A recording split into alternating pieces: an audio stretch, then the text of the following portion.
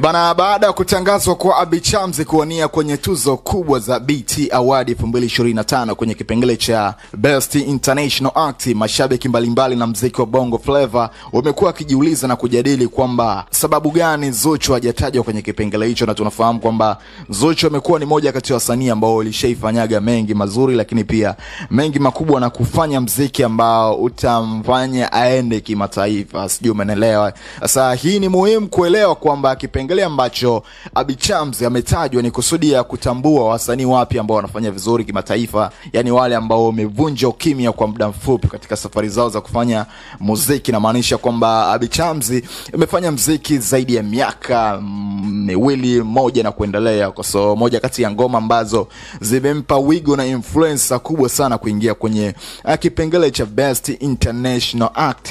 Ni moja kati ya ngoma ambazo alizifanya way back kipindi cha nyuma. Kuna ngoma ambayo inaitwa Closer, ilimshirikisha Harmonize, moja kati ya ngoma ambayo ilimtanulia pia wigo yenye maudhui au maadhi ya kimataifa taifa, sijui umenisoma. Lakini pia kuna ngoma ambayo imeimba nani ilifanya na Mario, moja kati ya ngoma ambayo ilitoka Agosti 2022 tarehe 19. Lakini pia Me Too ni moja kati ya ngoma ambayo inafanya vizuri kwenye hichi kipindi na watu pia wanaishare, wanaikubali kinoma noma. Sasa hizi zote ni ngoma ambazo zimemwekea kwenye majukwaa makubwa ya kimataifa mwaka huu, akingangania zaidi na inamfanya kuwa na vigezo vya kuingia kwenye kipengele cha Best International Act kwenye upande wa kimataifa zaidi. Lakini pia kwa upande wa Zuchu, aliachia ngoma zake kipindi cha nyuma rasmi.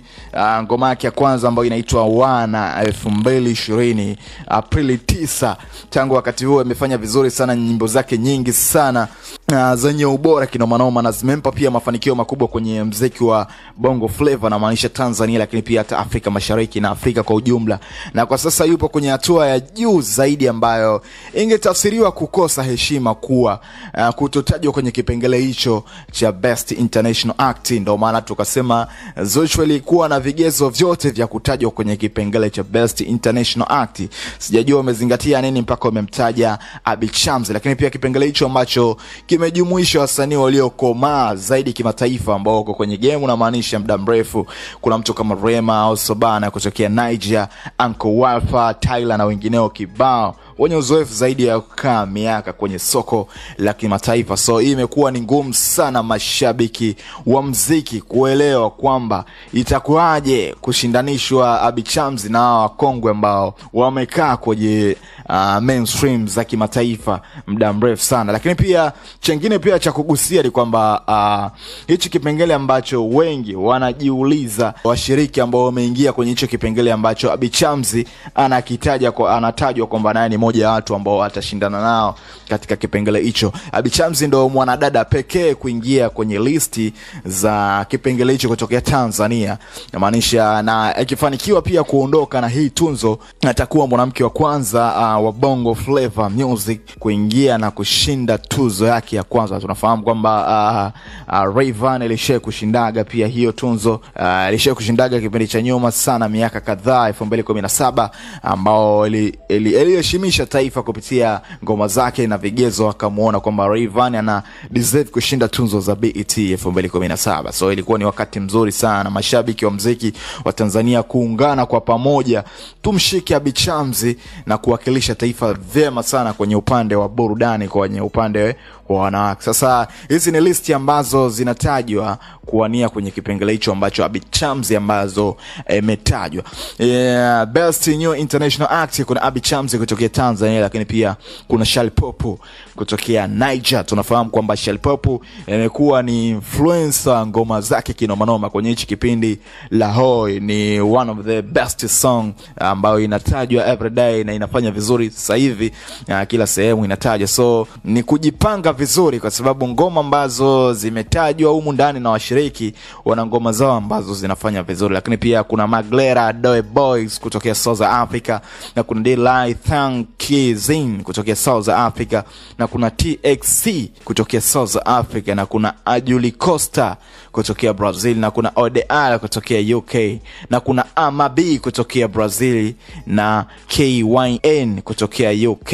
So hizo zote ni vipengele au ni watu ambao wameingia kwenye kipengele cha Best International Act, kipengele ambacho Abby Chams anawania kwenye tunzo za BET mwaka 2025, na kina washiriki 9 katika kuna washiriki 9 ambao ni tishio zaidi lenye warembo kutoka South Africa TXN pamoja na wanamuziki kutokea Nigeria Shalipopi. Wao ndo wanatajwa kwamba ni tishio na wamekuwa na uzoefu kinaona kwenye hizo tunzo, na kwa sasa Shalipopi anafanya vizuri kama nilivyokuambia sana kimataifa na ngoma yake ile ya Laho, na imefika mbali sana mpaka imewavutia kina Burna Boy na kufanya remix.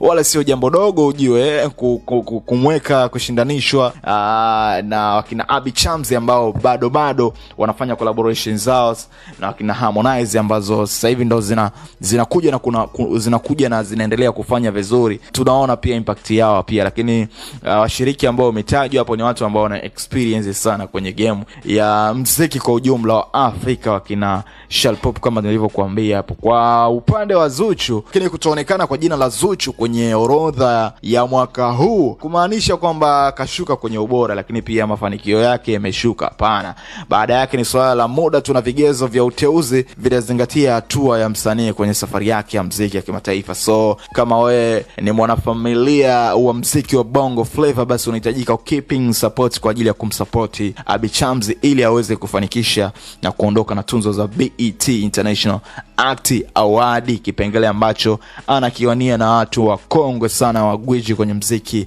wa Afrika, Afropop na maanisha Afrobeat wote kwa ujumla hapo. Lakini pia mimi nahitaji maoni yako, nahisi pengine Abby Chams imemzidi Zuchu katika uwezo wa kufanya nyimbo talented, ama ni bahati ambayo imependekezwa tu Abby Chams kwa sababu kuna vitu ambavyo anazingatia kwenye kalamu yake au kwenye uandishi wake? Drop your comment hapo kwenye Bongo Plus TV. Mimi naitwa Riziki bwana, Libya Kitengo again, nothing more. Utakuwa unatisha kinoma noma ukiwa mwanafamilia yetu wa kwanza kuingia na kuangalia stories zote za burudani, na tunakusogezea hapa Bongo Plus TV. Peace.